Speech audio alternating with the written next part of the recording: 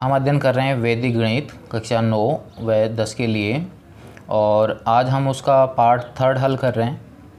इसके 2 भाग हम हल कर चुके हैं। पहले 2 भागों में सूत्र एकाधिकेन पूर्वेण, सूत्र एक न्यूनेन पूर्वेण और सूत्र निखिलम आधार विधि से गुणा कर चुके हैं। सूत्र निखिलम आधार विधि से 2 संख्याओं का गुणा हम हल कर चुके हैं। आज हम हल करेंगे निखिलम विधि से 3 संख्याओं का गुणा तथा निखिलम उपाधार विधि से गुणा करना। तो हल करते हैं हम सूत्र निखिलम आधार विधि से 3 संख्याओं का गुणा किस प्रकार से हम करेंगे। तो क्वेश्चन नंबर 1 11, 12 और 13 का गुणा करना है हमें सूत्र निखिलम आधार विधि से। तो 2 संख्याओं की तरह ही इनका गुणा हमें करना है। तो 11, 12 और 13 का सबसे पहले हमें क्या लेना है, आधार। तो आधार कितना हो गया 10। फिर हमें निकालना है इनका विचलन।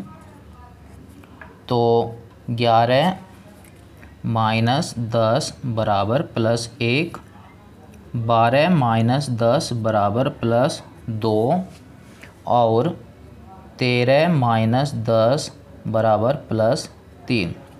ये तीनों संख्याओं के विचलन हमें मिल गए हैं। अब उसी प्रकार से यहाँ हम लिख लेंगे संख्या,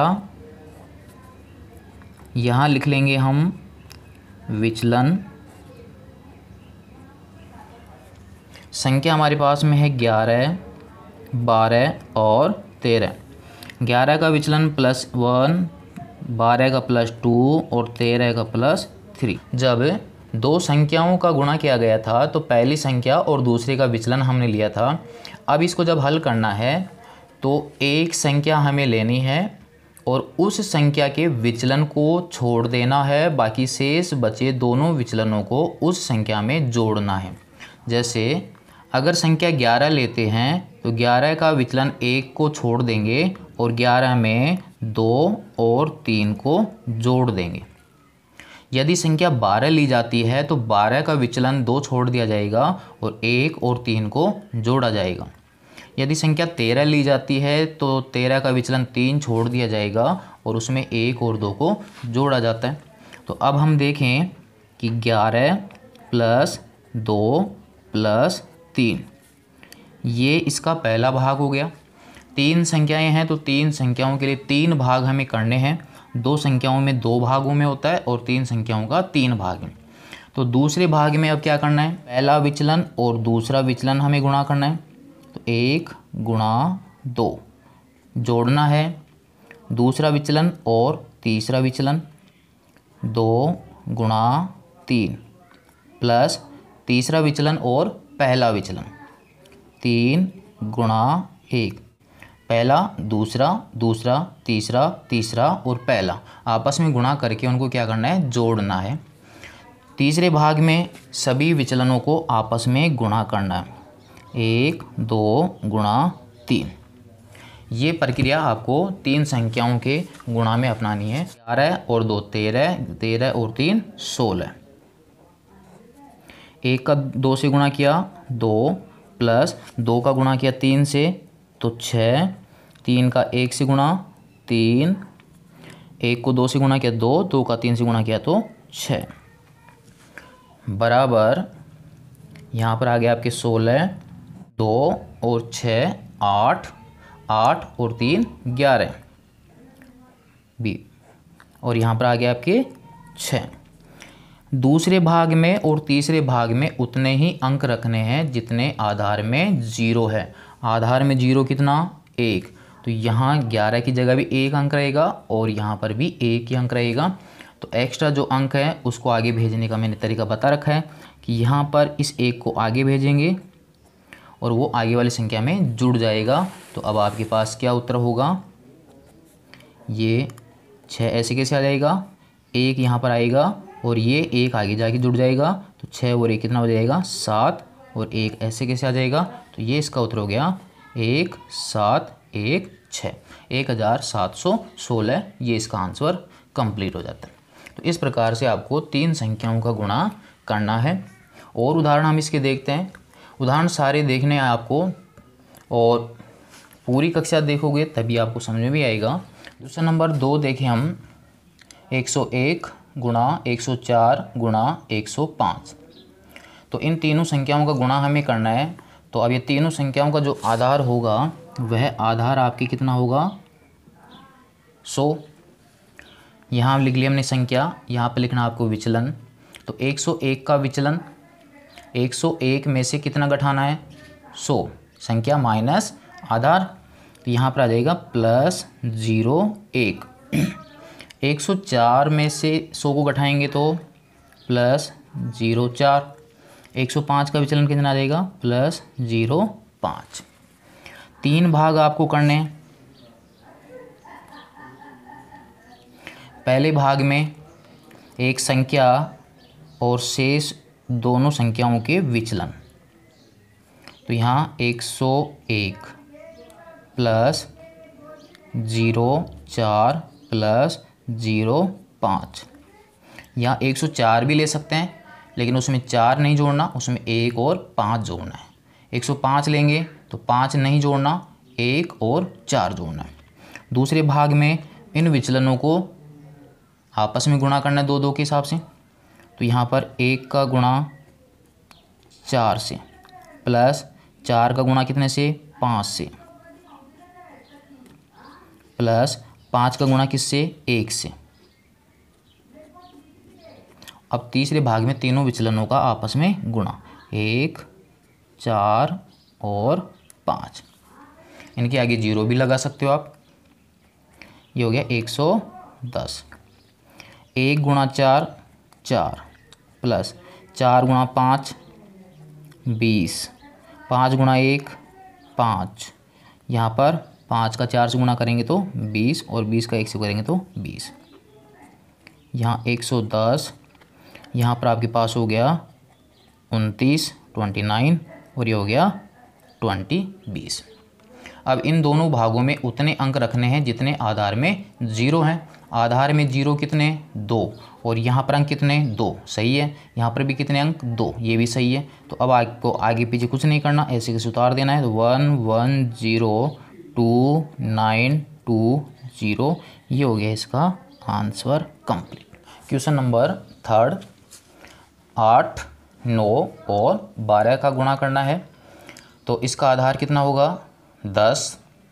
विचलन निकालना है, 8 माइनस 10, संख्या माइनस आधार। तो 8 में से 10 जाएगा तो हमारे पास कितना बच गया, माइनस का 2। 9 में से 10 जाएगा तो माइनस का 1, और 12 में से अगर 10 जाएगा तो प्लस का 2। ये हो गया इसका विचलन। यहाँ संख्या लिख ली, यहाँ विचलन। तो 8 का विचलन, 8 की सीध में माइनस 2, कोई एक संख्या और शेष संख्याओं के विचलन। तो 8 चिन्ह सहित लिख दीजिए, -1 प्लस 2। दूसरे भाग में इन विचलनों का 2 2 के हिसाब से जोड़े। तो -2 गुणा -1, माइनस को ब्रैकेट में लिखिए। यहाँ से -1 गुणा 2 प्लस 2 का -2 से 2 गुणा -2, और तीसरे भाग में आपके पास तीनों विचलनों का आपस में गुणा, -2 गुणा -1 गुणा 2। हल कर लेंगे। तो हल करने पर आपके पास कितना आया, 8 और 2 10, 10 में से 1 गया तो 9।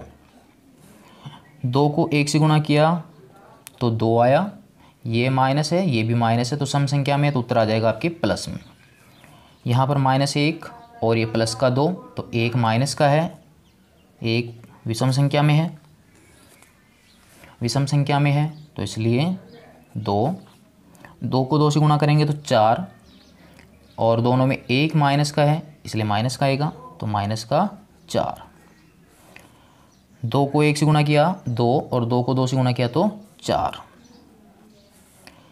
माइनस देखिए कितनी बार आ रहा है, 1 बार 2 बार, तो माइनस आपकी सम संख्या में आ रहा है। तो सम संख्या में अगर माइनस आता है तो वो गुणा होने पर प्लस में हो जाता है।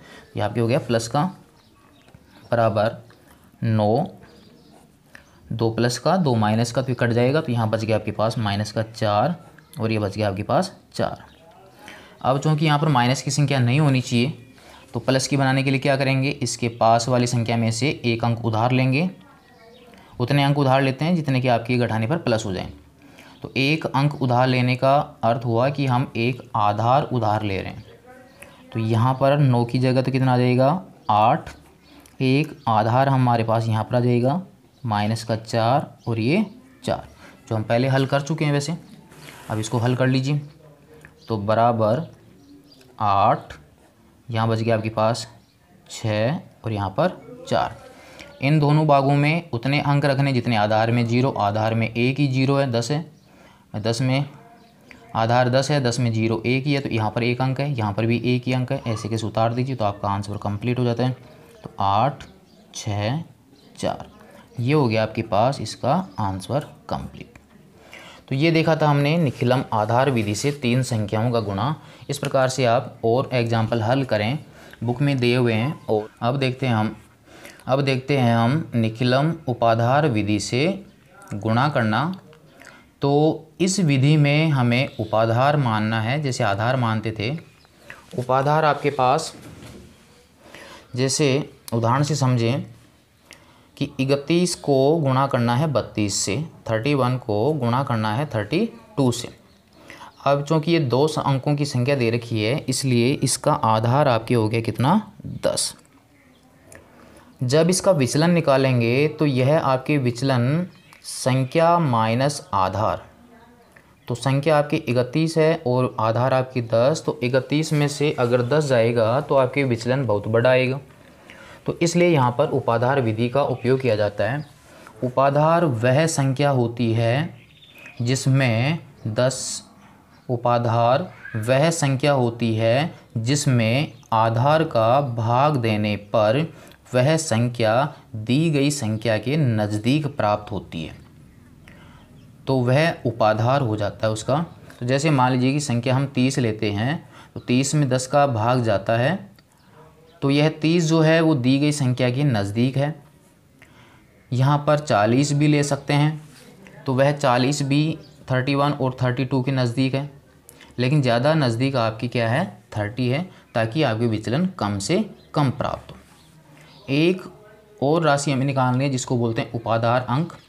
वह आएगा आपके पास उपाधार में आधार का भाग देने पर जितना संख्या प्राप्त होती है वह अंक कहलाता है आपके उपाधार अंक।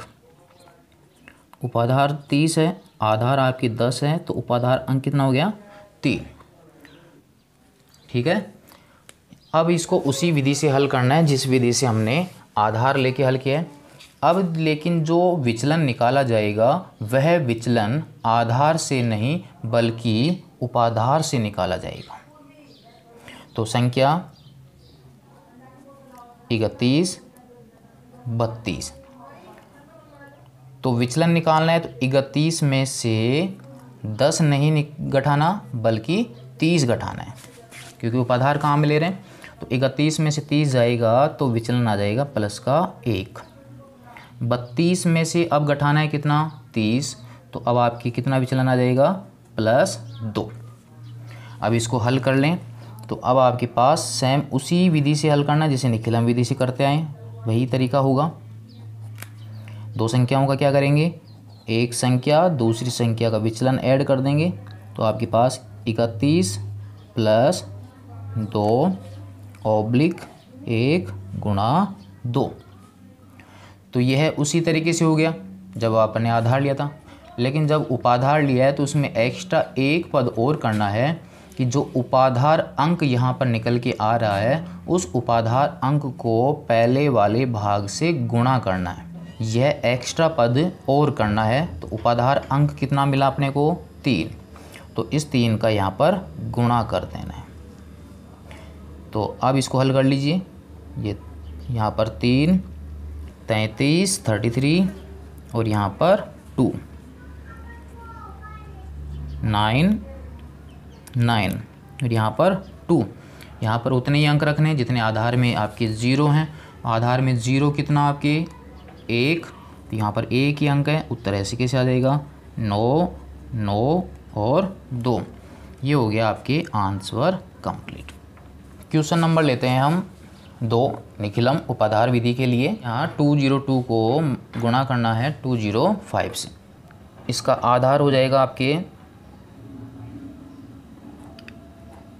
100। उपाधार यह संख्या 200 के नज़दीक है तो उपाधार हो जाएगा 200।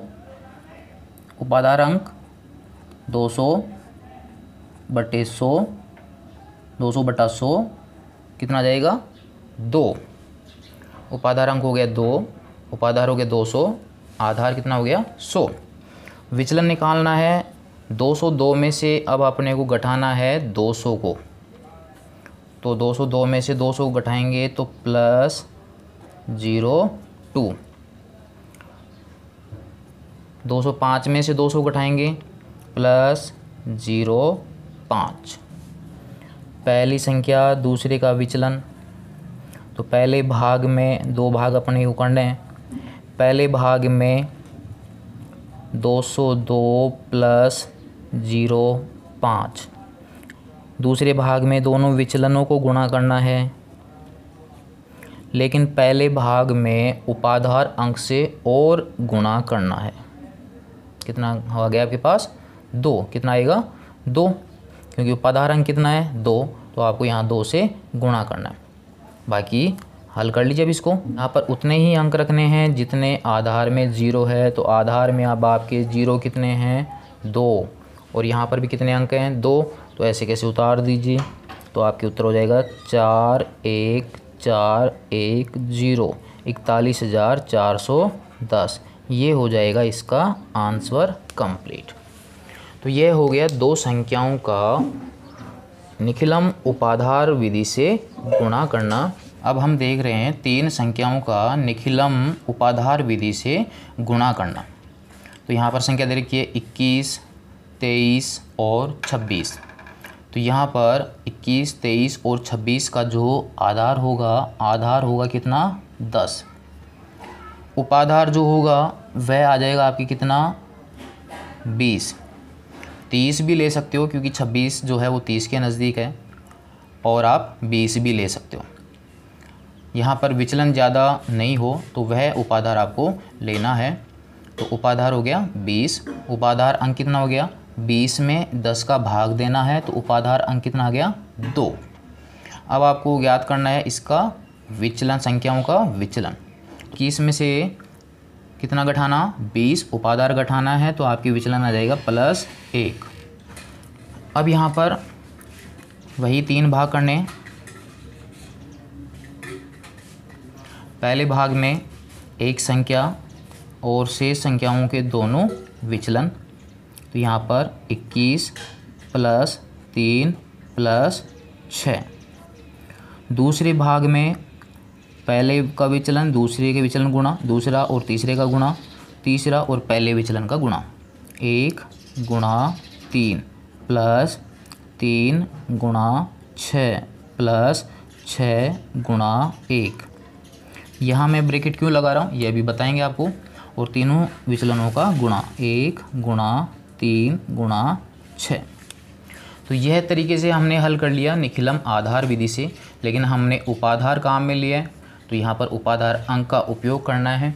2 संख्याओं का जब गुणा किया था तो यहाँ उपाधार को गुणा कर दिया था, लेकिन 3 संख्याओं के गुणा में पहले भाग में उपाधार अंक के वर्ग का गुणा करना है। पहले भाग में उपाधार अंक के वर्ग का गुणा करना है और दूसरे भाग में उपाधार अंक का गुणा करना है। इसको हल कर लेते हैं हम। तो हल करने पर हमारे पास आएगा 2 का वर्ग कितना हो जाएगा 4 × 21 और 3 24, 24 और 6 30। दूसरा भाग 1 का 3 से गुणा करेंगे तो 3 + 3 को 6 से गुणा करेंगे 18 प्लस आगे 6 और इसको आगे हल कर लेंगे तो ये हो जाएगा 18। तो यहाँ पर हो गया 120, यहाँ पर हो गया 54, 54 और यहाँ पर 18। इन दोनों भागों में उतने अंक रखने हैं इन दोनों भागों में उतने अंक रखने हैं जितने आधार में 0 है। तो आधार में 0 है 1 और यहाँ पर अंक आपके हैं 2 2। तो एक एक अंक को आगे वाली संख्या में क्या करना, अपने को जोड़ना है। तो 1 जुड़ जाएगा किस में, 4 में, और 5 जुड़ जाएगा किस में, 0 में। तो आपके आंसर क्या होगा, यहाँ से उतारेंगे 8, 1 जुड़ गया 4 में, यह हो गया 5, 5 जुड़ गया 0 में, तो 5, और यह हो गया आपके 12। तो 12,558 यह हो जाएगा इसका आंसर। यह था 3 संख्याओं का निखिलम उपाधार विधि से गुणा।